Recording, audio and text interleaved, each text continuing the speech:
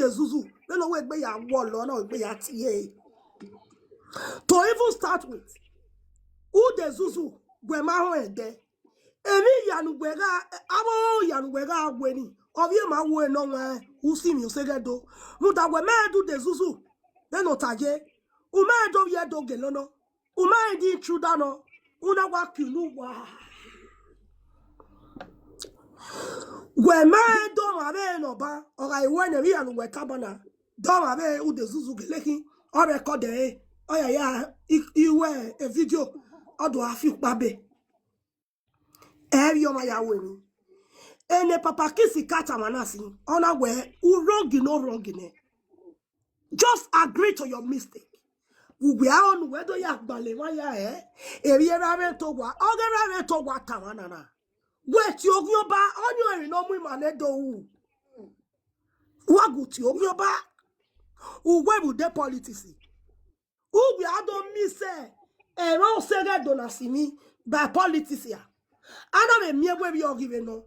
Where platform when we we nu we gwa bati gwa nu da le ba se ba we be ti abati ai na we abolo for oni de dem ma u be ti e una ga ti e egbe no ko be u una ti abati no ga oni wie ma wu we vi obo yo yeke oze no do kere wa ide when it tama wena wala agwo wa gi aye enwa ewe ni aga mu ma boji Uwa biye kwewe ojugele furae enu wedo ya gbale ma ni to tariya ona makpa wa giate mata enoje.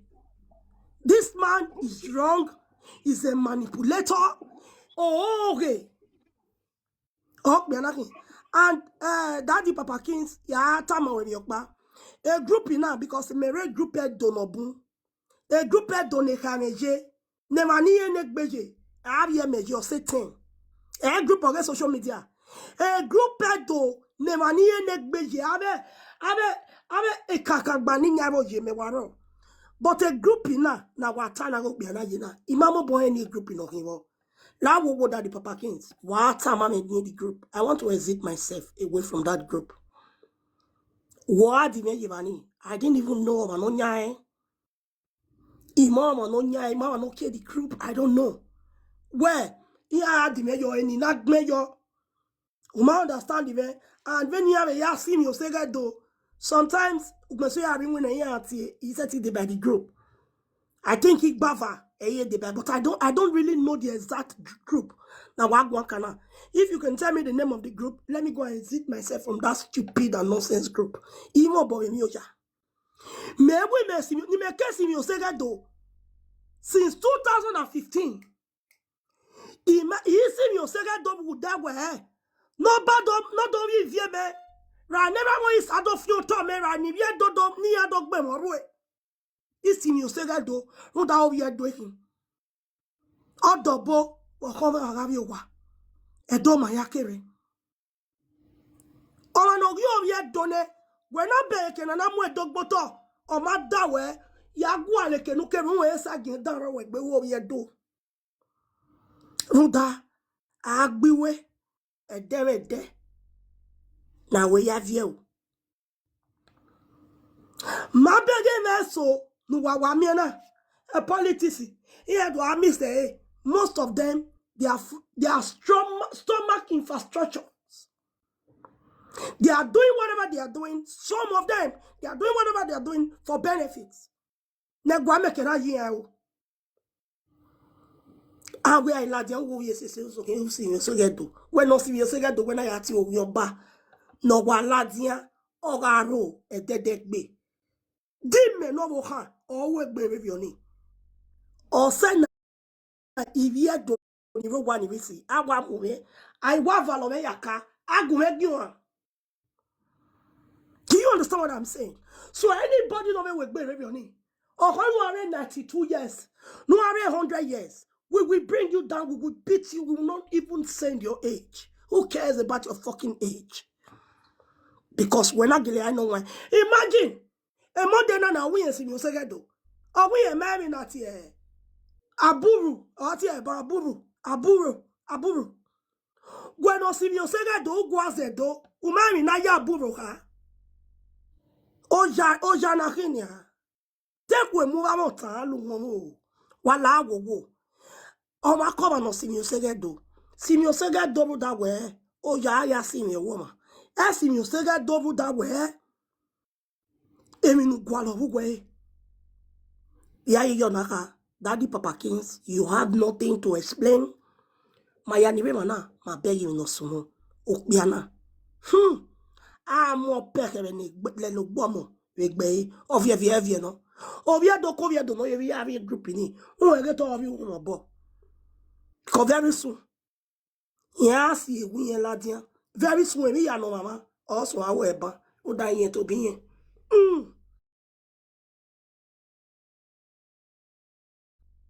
Ovie yen. Owa vun yen gbe otu eyo egbe. Wage ha tema tabi noje. Ona ake don't insult him. Let me tell you something. Ohono ga chief no waru wegwe. Ona swaro, ona ti Oghionba na aro. Ya imwela de ya egbe ebode. Because egwe no edoni. Me ya go biako. Everyone ibuno we na beje. E ya go wokun. You understand me? So wage aye enwa we me.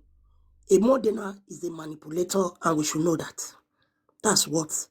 If you're waje, waya wabe in the it's so painful anyway that some people will not still understand where this man came over here.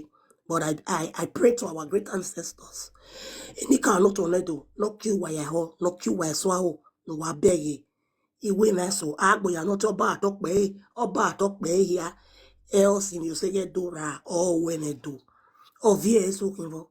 I fear pa. Awa iwi awa agbo bakwa. Egbo Kyoto, any bungwa yevo. Kimi ni amie. When you joreje. You jore, Ogila, or when you were on waiting on a review. I had the for Vienna, Jena. Evien ni bungwa yevo way. We are doing no summer. My beggar and Omigonia. Eran Omigo, Oghionba. More than I will wear different from Omigo. I will read with him. On our bolofwa. I don't shiny. If we had the video, daddy, we go for now. Iwe no ekabo vano epadi. Eti vano. We be ya go we na be no. Daddy, okay you understand me na be ya go. Inyenye gbe go. Be ya go. So, ati again. Then the matter ye be metal. Me ati ai. Agogo. I don't shiny. Wa bere ke wa na do a threaten ni we doni. When ovi gbonama do a threaten of ye do will not take that from you. Wa do because if not, we are going to beat you. Who do I threaten me do? When no ye gbonama when now ye do. Don't burn up your that one about let do. You come and be threatening and do people. The Maria you want to. You want to come and be threatening us? No, are you mad? Are you okay? I go on la. I don't shiny. Even if I na kamwa. Why I call look here? Eran omigo no wa ho wa no ba bo ka fi ekun le luwe da Oghionba no kwa we hin. Who we are sun for national peace to reign. Eran omigo we fi awu. E mo de e ya fefe Oghionba ya la no be gbelaja ko pale we ya fi awu.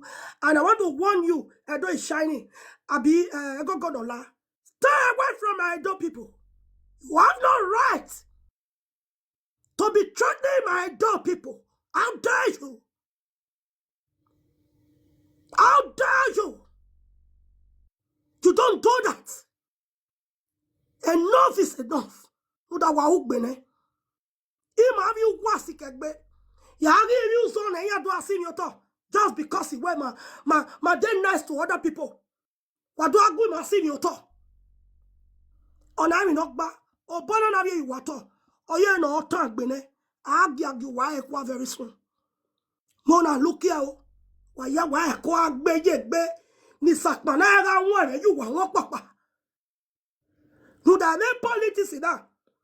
Wa ni bu wa asim you say do politics wa ya. You people should stop. Wa e wo ye do. You have no right to be threatening and eating.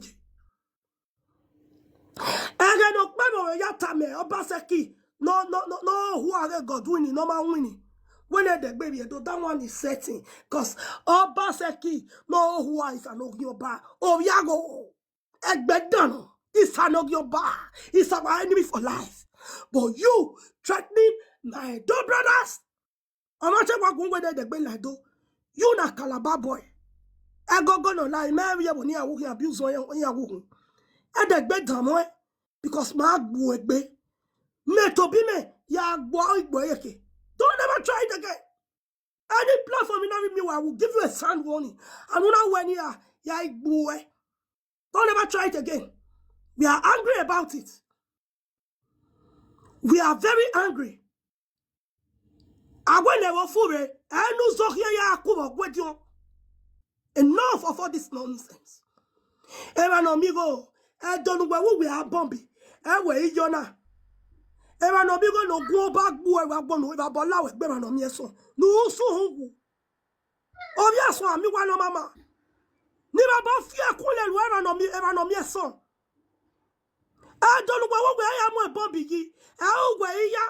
Who for I didn't never allow it. Born in America. 20 years, 100 years in America. No one, we are going to walk. No more dinner. More day. Go work around the bigo. Have you wayahina? No call so when I call it your monkey first and also. Ah, where? Oh, well, give it here. How about it? Ogba, we go to Oghionba. Una ya tia about it, Oga. Akpa wayahin. Ati Oghionba we have here. A man will picture well I don't attack Oghionba. Where is that so? A guy. You go cry blood. So that's for that. Why I be my say. Thank you.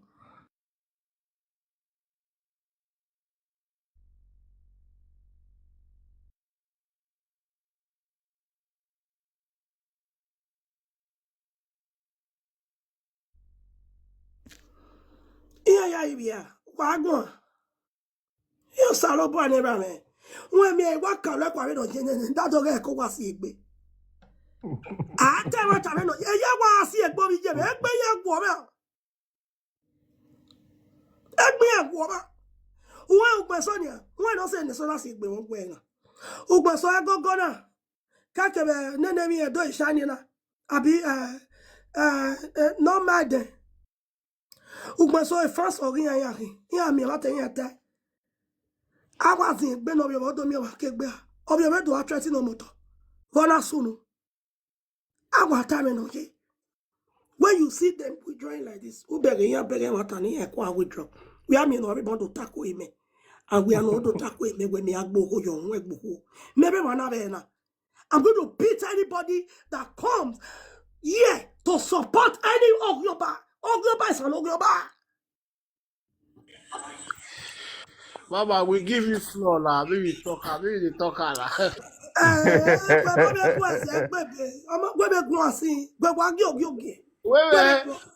I have one like Mama. We don't argue. So we want give you a floor. We want time. We want the same we want to have to stop you. So the camera is stop you. Maybe we don't give you floor. Maybe we have bara. We listen. No, I'll go get hell. Damn it, Mama, you don't point, so you don't point. No, they're very important. No, Yes, that guy don't get right. Sentiments. nobody get right to say me anybody no enter those things. For You will be Calabar boy. Only Calabar do I want to Or what? They are not doing anything about it. The man with politics in your place, a boy why I go anywhere. we Calabar for that matter. Come over to get from you. Get the way they don't know the kind of politics. That they are useless governor. You know they talk to. You know the governor actually on that leg now. I better be the governor. Leave the governor face then. At the question. Okay, you better be say governor. You know they see. I better not go to the governor. Do not go now talk and face the go. I beg. No, bros. You want to say governor not see there for that talk. Oh yeah, no, go one last year. No, I be near girl. I go you from a door. Oh yeah, do work here. I be do work. What better? Are you mad? If don't burn him, why you at all? He pay me say people when they talk for a dog for Benin, they don't come out for Benin. This is enough. I cry every day when I hear all this nonsense. Ovik Bonamaruwe. Ovik Bonamaruwe. The last time, you gave me your back in the near Mula Diabenana. I want chairman of a community. Like, seriously? A Calabama will come to a door and be warning and the door person not to come to a door anymore. Who bought you?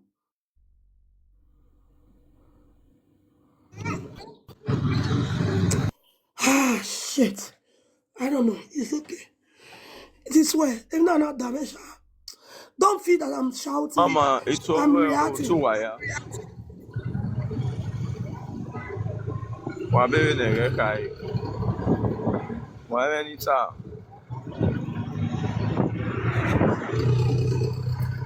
Can hear you, can hear you.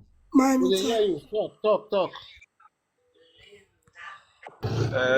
Mama, what's up? And then no look at go now. The issue, the when go ya misbehave though, or can't be careful.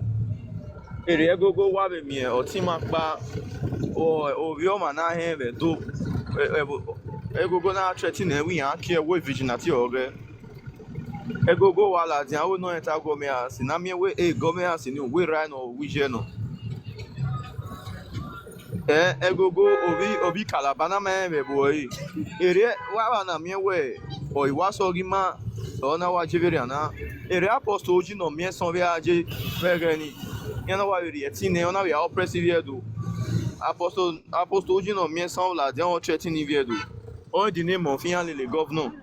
But I go no rush you can't come and live video ni there we na give my membership because my way me be dey gbin me. If not me I then ya dey kun mo ka gbe pa ya o. On that way Our adult youth are they sleeping? Are they sleeping?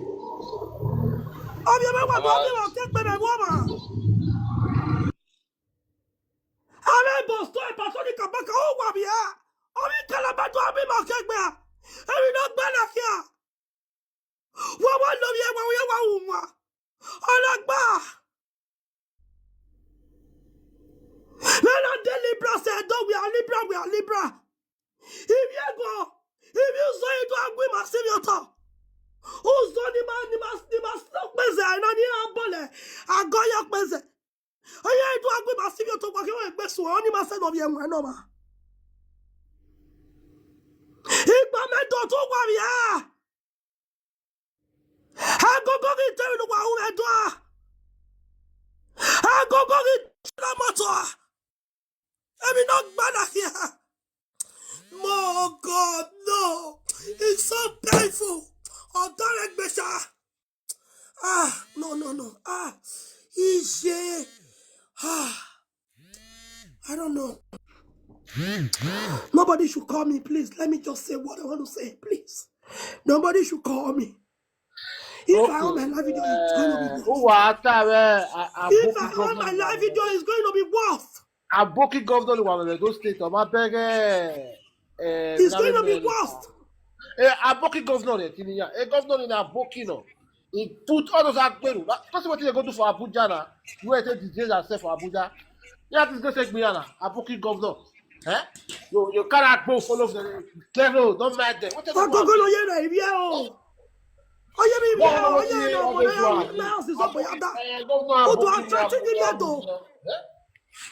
Don't buy up your not to Hey, governor, not responsible. I'm going to be I want to go to the don't matter. Come for clear road. Don't matter. That is a fact we have. Please, block these patients. Governor, Mujane. Well, if you bump it, you know the bump it way some be tips, some be not be governor. And no, that was the different governor they see there. That they empower them for those useless acts. A governor needs one more than the you're quite governor those Nigeria. We make governor came with Billy. You're quite APC. You can have fact boy Abuja. Ya kia. With data self, recently, at any average data, when my you find Buana, Yati data is shiny. Every data now, like, I know a nonsense near over Dunia and one day a Bogia. Governor, why all you governor in America, but what gele zua or zua, Why mammy, invite go again? a Because governor, everyone go see me comment governor. okay. Mona go invite go come here. Why invite ade? Why invite ade to babo ajo duku? No go gbe akokere yo we today na today. Imi a Oghionba wa agbelu wa ye na. Why invite go ade? And go go. Agibe No go ye go na uzo nine. no fear be. Why invite ade ma? Agibe You go are go going to nine. fear kule lu wa ye na. Agibe go go nine. What's sunu? Huh? Ogibe sunu. And I wrote there. Ala wo wo. Makuso ye we are never na we mute. Nene mi ye do a make noise. Me social. Network wa ma. Ile binu je bo sunu wa gbe megun.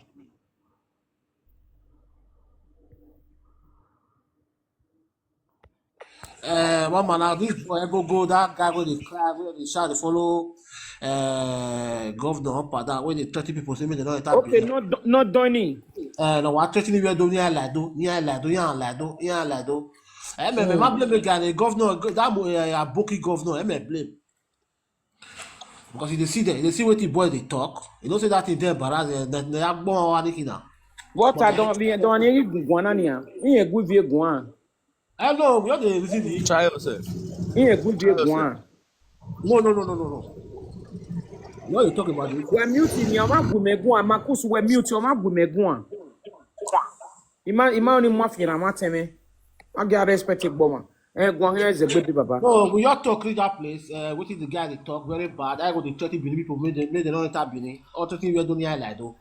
Nene go what shop you doing here? We Calabar, We Calabar. eh, When we do area do. yeah like though. Because Ja. yeah, Christian government here. Ja oni soro. We Calabar when we do e like do. Yeah like though. Wani agba mwira ni ase le lukpo. Ani ase lukpo. Iye se le lukpo ni ayen when we do e like do. Wetin dey do am? As a power purpose or purpose. All purpose ni wani bi eto. Wa set si agogo na. Nu wa gbe yi yo me. Oni akun mi, oni akun otai. Otare ba mi. Gbe awa wole adu ayavio ya da. Mi mani ro wa. Oni o se me ma bo ni ani bugbere bo. Agogo na iba bo afia kunle lugbe. Me te ka wa laki we. Me wu to ki ugbe ni bi adori be ni ila to. Abuya. Awa bera wa bigwa. Go ugbe apake lodugbe and God oyo akenu kere. Who wa made the video abi yin dukun wa do chai. Evidence raw. Mama, they current.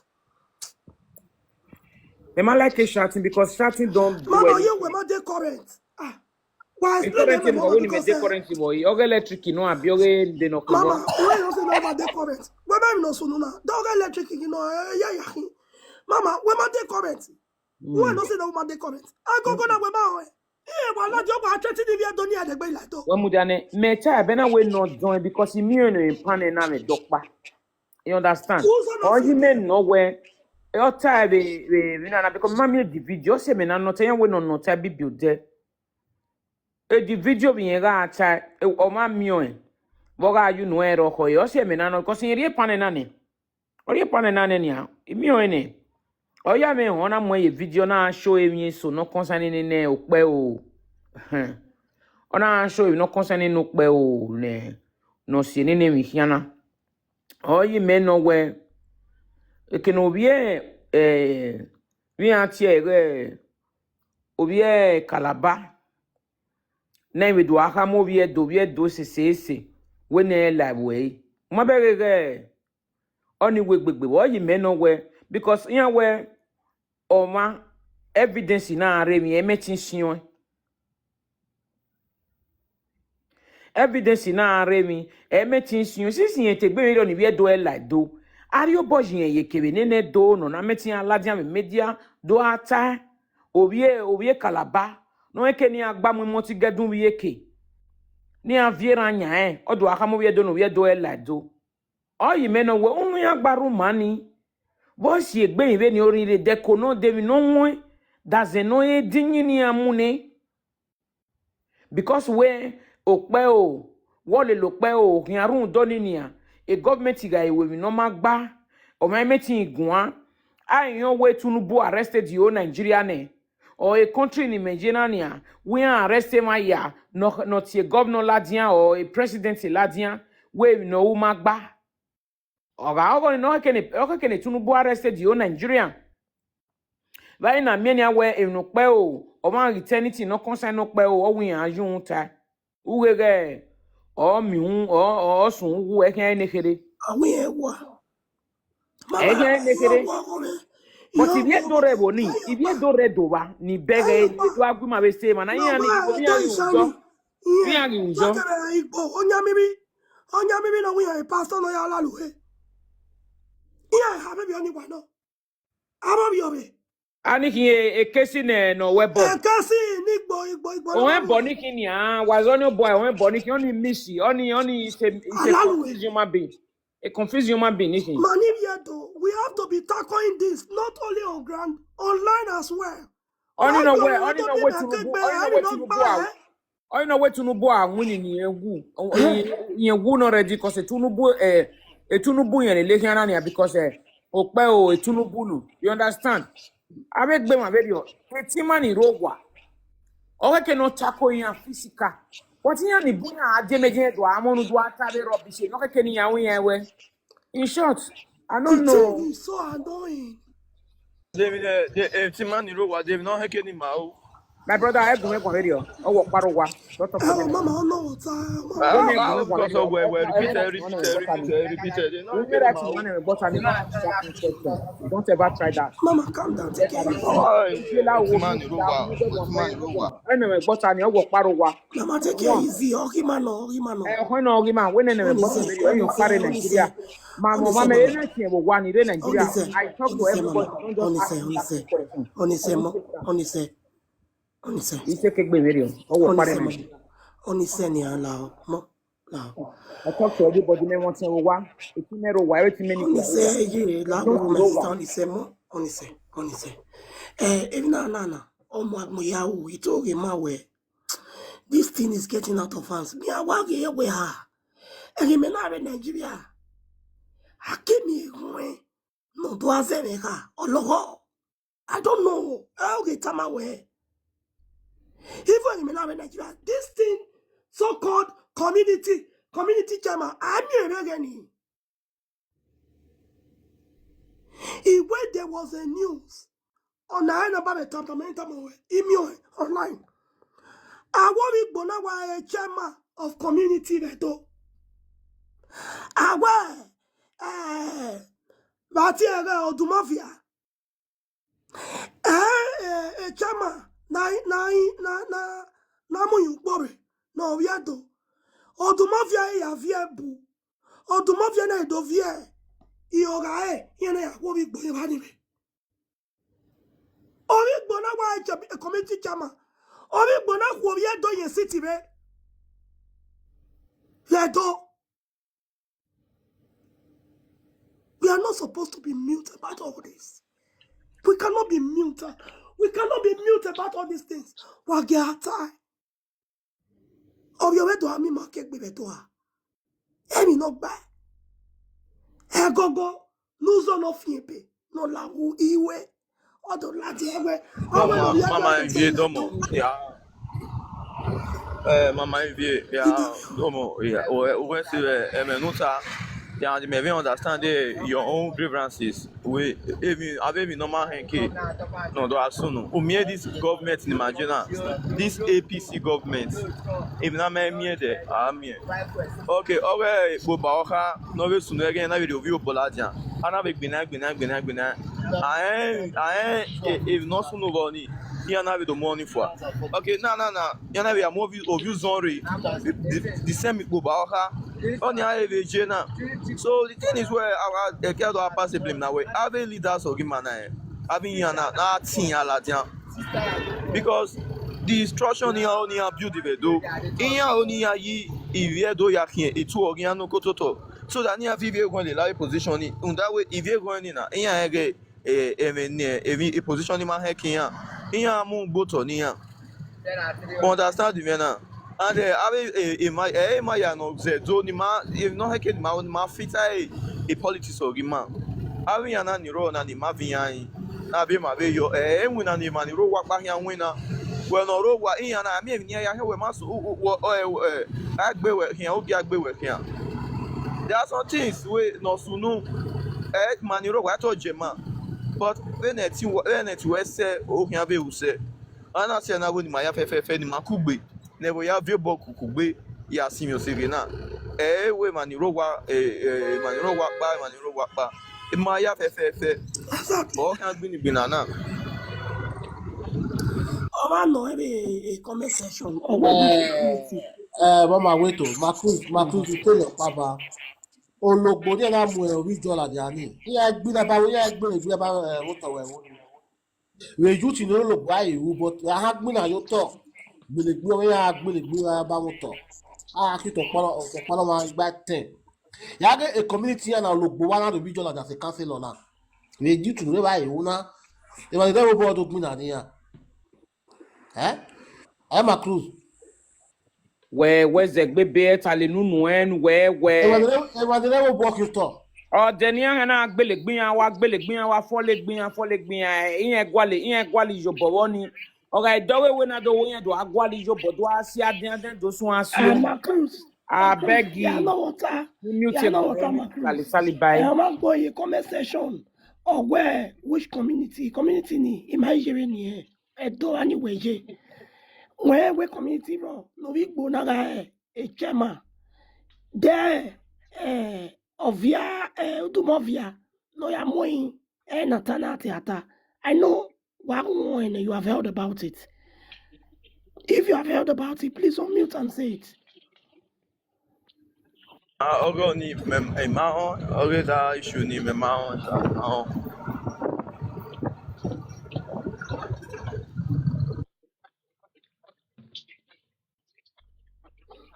But it's nothing but the truth.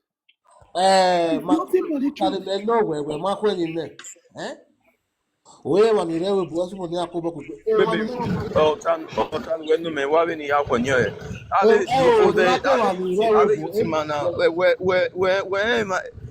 ave yutima any man work and enya say finishing na enya ya rent TV jo ibi obo ibi shekiri do ya na yo we community yo we ya we enya ya rent mare so wa ni ya wa tin ya la tin iya no na yo to ni wa tin ya la tin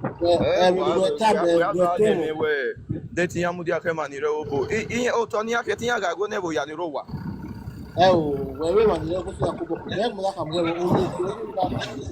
olóògbé ní ìmẹ̀mẹ̀ yá kìlẹ̀ bá rẹ̀ kò sọ̀rọ̀ àní àwẹ̀ community yá kìlẹ̀ bá kí o tọ̀ ẹ̀ yẹ́ àwẹ̀ iṣẹ́ máa nà tó tọ̀ ẹ̀ wọ́n ti lọ́wọ́ ìwọ́pọ̀ tó community yá ẹ̀ community yá nà túbọ̀ power ní ìmọ̀ ni rẹ̀ dó ya fẹ̀fẹ̀ nígbà náà ni ìmọ̀ ni rẹ̀ dó ya ọ̀kẹ́ tó community yá. Community ní olóògbé ló bá náà òbí jọ lọ́jà fi káfí lọ.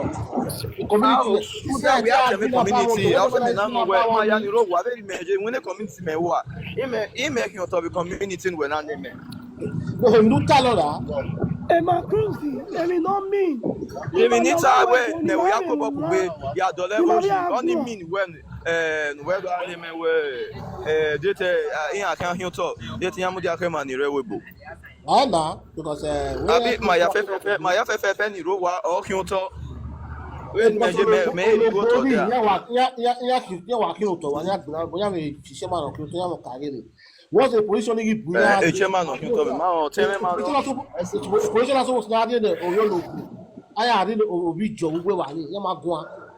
wẹ̀gẹ̀ mọ́tẹ́nì ló yà sí Oghionba ọdún àtẹ̀mọ́tọ̀ náà rí amọ́tọ́ nìyẹn àrẹsẹ̀ pàpọ́nà yà mọ́ níyẹn community chairman ọbẹ̀dùn àgbẹ̀lẹ̀ máa yóò tọ̀. ọmọ rò dùkùn wá náà sí ọyún dùkùn náà dógún wa. My sister, unmute yourself and talk to us because you know you when you do.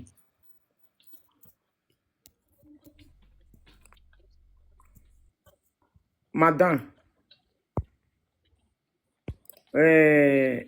one with me evo. Me mambere nike.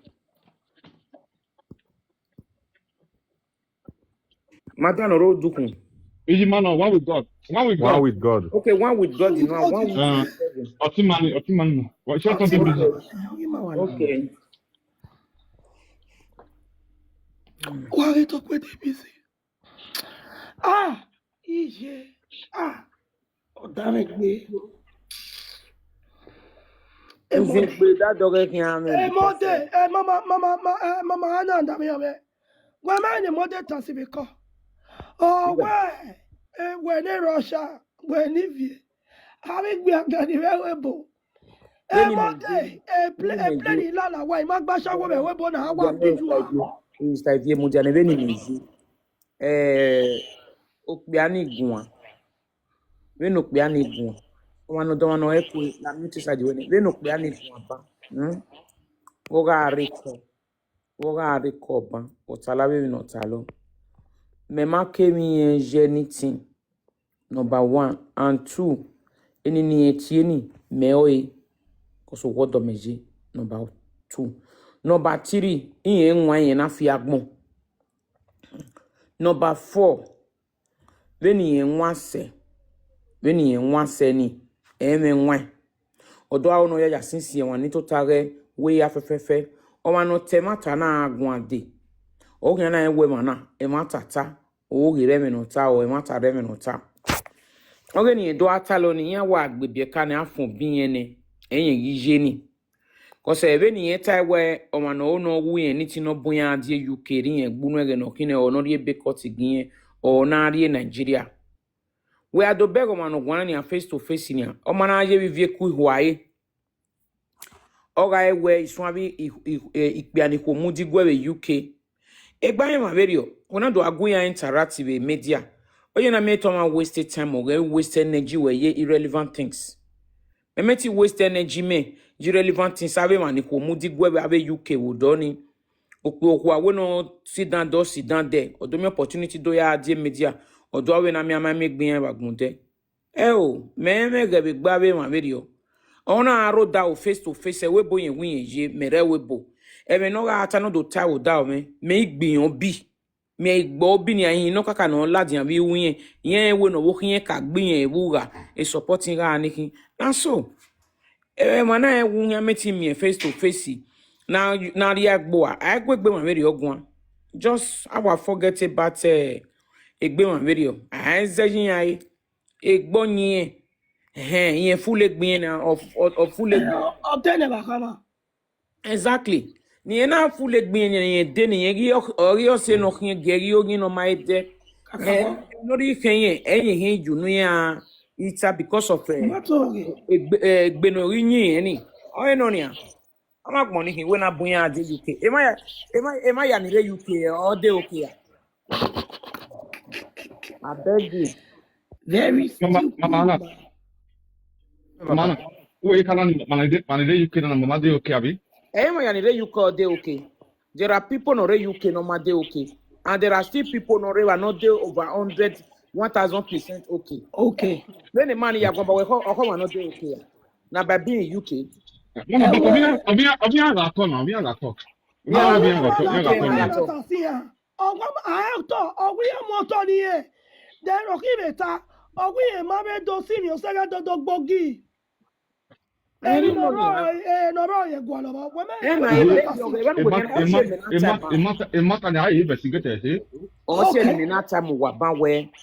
ma ni ma de o ko ya me de me ni yo we ma ya ni revo ni o de okay beni eje ye ma de okay oni de help ko yo wo wa la ni ye gi receive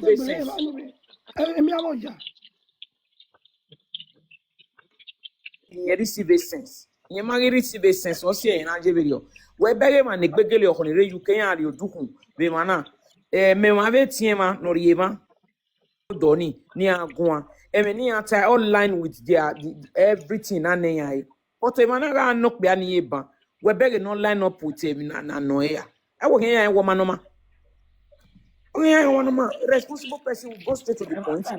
Give everything the way it is. Exactly. Mama then no mama okay. Mama no bovania. Nika body okay ni responsible. Bi akeko. Eni eje yen wa lost e. We challenge. Awa mu yen di gbin awa gbele yo hun. Edoma mi babu no e. Edoma mi babu no e. Iye wa gun ozo Zalobua. Okpiani should be close to 70. No wa zoani. Zalobua. Zalobua we say even no zo ama bien. O wa zo agbe wa zo. Wa zo. Wa gboni. We ya ti Oghionba. We ya ti Oghionba. Tamu we mi nu we o ma gba. Wa do asile ma vivi. Wa do atale mi no ma gba. To even start we gele ere magba. Who de zuzu tin ye ma who de zuzu de. O ma who de zuzu do intruder no. De o ye do no do ye do. Ina wa fa no ko a. Wa be go zo no. Ati o ma we o ma sa ati o ma. E we ri fa no ko pa gbe na wa we me. Who de zuzu to bi ere. O sage. Ye na me fa sagyo a. Sister O, Emani. Azwa. Mudane. Okay, ya call Abat. O me ni ye o ni ye fano. I know what they talk. E ka teme na se. Okay, ya call Abat. Ona ya siko There is something behind it. Okay, the way what they behind it. Maybe you can communication. You can According make to money her. by you. Yes. Emi roto to eni e hian ta. O ma di we ni e hian ta.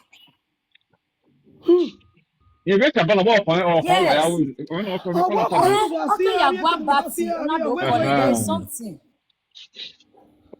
You are right. O me no hian mula dia. But o ma Baby sky. Dice. Emi no kina. O many work at ya batine. Ye ka ye fake account ya lela bat. O me something ni o ni yen ri ladan. Egbo e maybe emi so raw eni we that's a masuka o. Sure. Obia ka we ga so obia ka we manaka tie no we e manaka tie no we obia ka we ga so wa ke wo so na O mata we ga to. O wo to na fi ani e ma pe gbo fi ba. we me aga ina we no o wa fi o to ni e. If you market here, we will market do am adi like it. Okay. So and not no. But the we be to taba o wa fi o to ni e. And no to na guy na no see your bobo. O to na guy no see your boy no. Okay. Na ya ga to na me wa ho na. You buy. Dama, no be loud. La we na we ga so asekemiye. We wa. My sister, Osege do ni simi for my auntie. Imagwa lo to boy imagwa le go. Mama ni don ni that and that. Agwa bi je me. Oh. Abego. If you woman ala hu mesi mo bo, e wona lo wa hen aye wo. Epa, they know what? They know who mode. Ah, we were the group here, we were the group na. Epa, Malaki no ya gu wa so epa ya gu with respect. Epa, enemy aka na. Epa we da me ime. Okay, I dey listen. Oh, you be man on ya. We go na be meta, but no the group in ohin. A group of piano maybe because a group in Imeje. Even they call, I don't, but I just know, say, okay, and I don't know. Palace of Benin, I'm there. You don't understand me. I don't even know this man in question. Mama, but we may not buy where the group in Okiwa. Me group in the marriage, Yamawe. Wow. Where we can not see you say that do for Of course. When I do attack where I go, what say a group in our city, you say that do. Where anyone, remember? Where can I buy the group? Have a group, different group in the media. I group in social media. I group in and I record the money I do acquire social media. A group in no beno. So I don't know. A group of Bianani Ejevo. I don't really know the exact group, the particular group in Okivo. You make it sit take me, maybe I'll be yo. I don't even know. Anyway, my Also, part two, on a group ni part ate di two, emeji, on a group ni ate di emeji we TikTok man. Me age video bugare, e video bugare na ko ezite gbe me no mie na. ele me le mama. Because obi me we signature. Eh. Ena ko ezite gbe because na do beg me ani ga ready. Epalagewa, like, Mama. Idene beg me ani ga ready group. Ma via ma interact. Me ya di me yo e. Ri ko ya di gbe because me ti talo. Epalagewa ya no what Mama. Biara Gwaba, yana kama we have the call. That is, it means where. Now we group na a group of wayawa we say group. If you have them, I believe where you are in one of those groups. One of the group in Imeje is a pala any other time. No, I don't feel the talk. You understand me? A group na ya senior say that though. Na ya coordinate na ya tell me no ma. You understand me? A group in a ya record or a group in a nonsense people here. Me go mama baba. And I believe a palage when you are in one of those groups as well. You understand what I'm saying? So talking about the group, it make a like group. Me like group in a man big. That's man group in a you may hesitate group and give us. What am I near the group? He get palage. He can go group beneno pianeke for.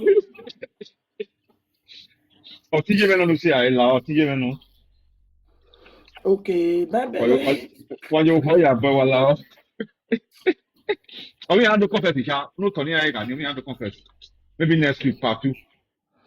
When I get work, but here, no confess. Part two, are beneficiaries. Stomach infrastructures.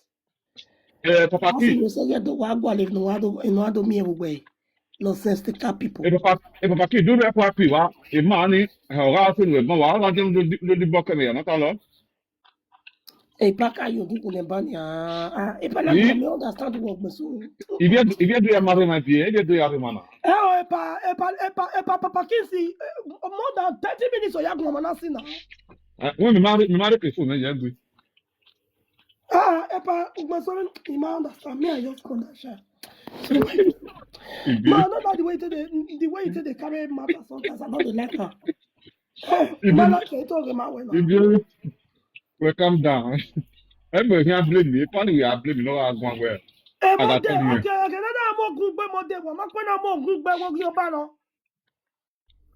Yeah, you might know your papa to like care. I'll say now okay, not come to play. Okay, me mo good by, but we go de by. I'm not the buy, the buy. I want to do a table, man. I want to do a table. You have your boy, where? Shall go quiet. Oh, quiet, what we want. Quiet. You saw boy. I time I can wrong, but when I de by. I'm not the buy, I don't have my tube. I try to be by the Oghionba, she said, it was in a way, the man was saga. It was in a man of Yaki saga, is it not an Oghionba? Is an Oghionba for real?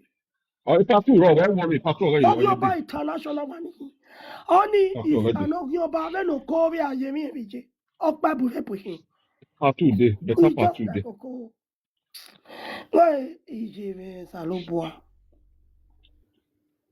You understand me? Hell, also me not saying. My baby, I want to do it. Or get forget away. I think it's a joke. Just our be. Ekene, I'm in la our kewe. Mega caution, we are not tackle lewe. Gege. What are they against him? Nana, we do a tiny Oghionba, you know. Where matter no. They do where they be maybe caution eba. If you do another caution away, no ni magba. Oh, te wama. Now that one me I take different. Koi, epalagewa. Mama, I love and respect you so much. Mama, you know my big mommy. You know what feel book you do, but I go if you book you do. You just say I go throw away the friendship with you. I go tell you to your face. I know they look nyash. They live nyash. They live because go the fuck nyash. I believe I go you. tell you. I love straightforward people. Let us be straightforward. Ọmọ náà Oghionba àgbẹ̀ dọ́bí ẹ̀ẹ́dẹ́gbẹ̀ dàmú ẹ̀. Ìṣe o. Lẹ́yìn mi wọ́n méje náà wọ́n náà mi máa fi gbé ọ̀sán àbọ̀. Ìmẹ̀ rí agbọ́dọ̀ gbọ́ bẹ́ẹ̀ dùn. Wọ́n náà mi gbẹ́gbẹ́gbẹ́. Ìgbẹ́ Oghionba ìdó àfi pẹ̀ sọ́mà. Wà mí mélòdì àwọn wà ní mi. Wà gbé mi. What kind of nonsense? Ọmọ tí a bá ti yà mọ ogun gbé rẹ̀ náà mọ ogun gbé mọ̀ náà bí ẹ̀. Ọ̀nà àti abati n'ọ̀gá. Mèrí kọ́ṣọ́ nà ẹ̀bá. Wàyà náà bí mọ̀ pẹ́. Wàgbé àti àbọ̀nẹ́. Ayé bá tẹ̀rẹ̀. Ayé bá tẹ̀rẹ̀ náà tó pèpèrè. Ayé bá tẹ̀rẹ̀ náà tó gbé kí ayọ̀ nísàn. Rà náà tó sọ kẹ̀kẹ́. Ayé bá tẹ̀rẹ̀ adé wà náà náà gún ọ̀nà ẹ̀bá. Adé ni ẹ̀ tánìà. Ẹ̀rẹ̀ náà tá náà gbá máa rọ̀. Àwọ̀ àrí ẹ̀gbọ́n. Pọ́pọ́. No parry make go yeah do. Man don't let no go. We be fire for fire. When you fucker, we give unto you bastards every day. No back bo ko yon wieke, no back bo ko yon do, no back bo ko yon awa asuna ko yon kamere. If you go any awa mi no. Ma bege ball ni no wa we ball vani. Awa mi no have your elati. Have your ni bieka. Ni ma mi go ya de ball. Have your near ya gbe ball we do. Eki anya wa fie tata ya kino egbe ya. I ask 5 years. Teach me. Did you understand what I'm saying? Ogia tell me no ye. Yes, I do. Ogia tell me no ye. That's me for you. I'm a very straightforward person. Why so I got we vehicle. People don't really understand me. When I say the truth, I say it. That's me for you. I don't cover for anybody. Like what happened some few months ago. What did I say? At the end of the day, somebody came out and told me where he will favoritism would I and this is somebody I don't even know. I get away investigation. I was the one that came out and beat that person to stupor. At the end of the day, I became the bad person. Who cares? I don't care. Oghionba. I told you. Yeah, hey, just be one. I told you, na mi okun viojo. Wow. Eba mo ya si won. Ogbogbo akin Oghionba imoto wera wa. Bia, ile lo etwa. That's why. Iyo salo ba de ra ye. Oghionba gwara wa mo so. Wọ́n say no bo na so. Why we make up. Ethical. Now the way the thing be they talk around. When they talk around, people go the vex. Now the truth I talk.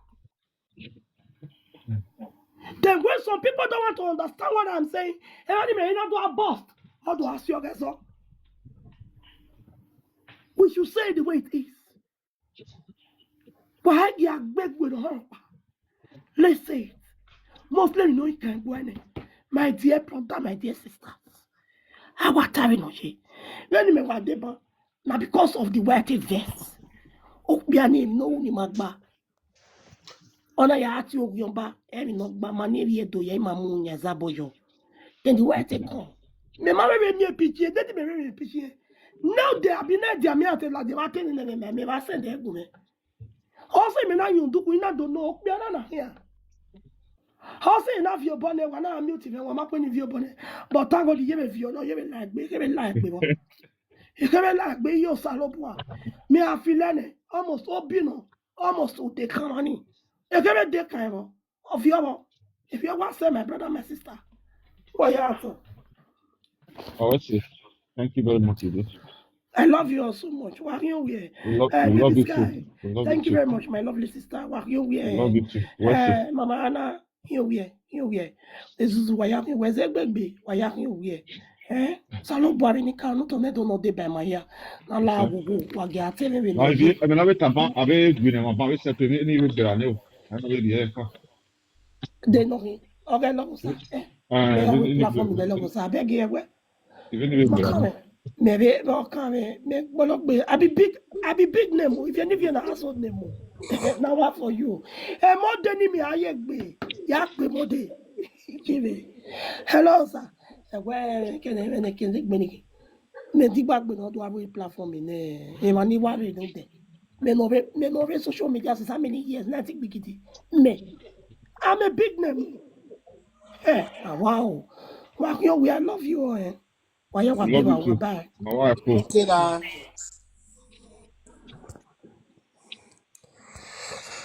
Hey, no easy. Bata, I said, good yes. boy, let's go now. I think, Baba, it's way. Oh, it's about the other time. You know, easy. TikTok, you know, go better for the creator. Who created this thing? You quality. The TikTok, you know, what do see? I'm a married man. Hi. Okay. So number of TikTok. So I go now. Professor, are you there?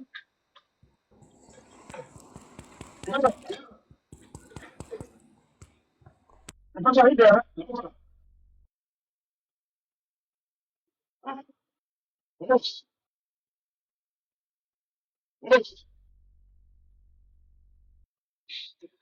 Professor, are you there?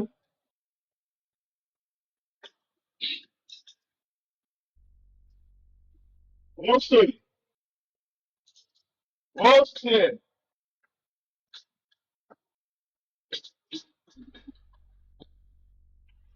Like how you did, huh?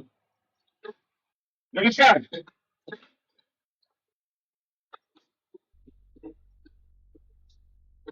Tunui. Maybe I will get it to sky. Let me can I pass you. Let me sky. If you Let me told call it.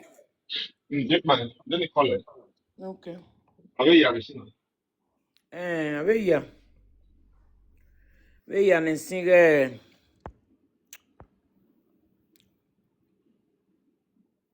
Veya ne sin. O iviere. O timena go you do na that is oh ye boleyan. You know keke. Imani ma here. Ima buno confused with UK ni eh. There are many people.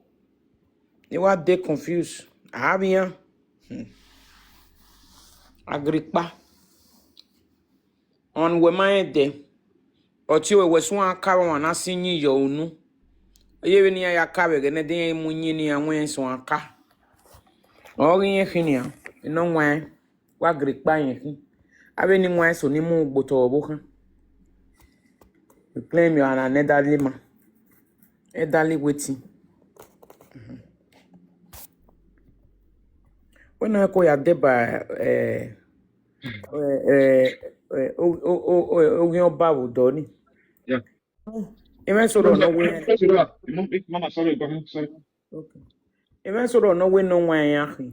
Ya na behave we bullshit. If we be can kere no me na we no do ano we wona tai. E o yen khinia. Enwe to wo bi oba yen hi. Carry man in what bien wo be gwa be ya fefe ya ga ti gbin awi oba me ma understand. Yeah. Men don't understand. No. Who the for man? Man, yeah, like man. But Yeah. it's kind I mean take me well gene. Okay. I'll Five be or two now. Five not two now. Five or I'll two be now. sent to Brane 10 minutes after. Yeah, then later no, because in here you know what then later no we. I was better. What is it? Who the Zuzu panic And boom and panic it's boom. Sunday. And it's Sunday. Who the Zuzu Oshomole. revo. Akwo Who rive. the Zuzi Oshomole? Oh yeah, you get here but my say no le depo. Samuel no bon ese. Eh. And the baby one. Ezegbe bere ba ge oni te yin Baba, odugun do baba. ta. Eh, baba, to Abi eh, yani. Ya bana. baba, baba. Professor Webia. Abi o se sai ya na yo kire. We are going to pick it lah. Professor Bia. We are Pronto, going to ma so pick it. ma so ri wani. Ah, okay. We are going to pick it lah. About it. Later the day, anyone. Me bi na boy leta na. But because we have power tap. We let's criminal. You only have many E bi like wa this. go mi ati ko ata ka. I say dey give you nothing I say, nothing. you go. E so le mi Oh, mo bo we pe ya. one Ah comment ti ko ata section. bi keka. En wa rien ou so wa we la live ya ku comment section we wa close ni me dey ni Mo akia. wa so di you TikTok na. Ni we dey ni akia ya ma me ti comment e gbera yin awe no mu ire lapo. We ba wa ku comment section we dey ni gbera ya yin e bu to ba. Ke e phone e o si hin amwere. Yin ya call yin ya ri no ba re no re ile fo yin ya ri ya ti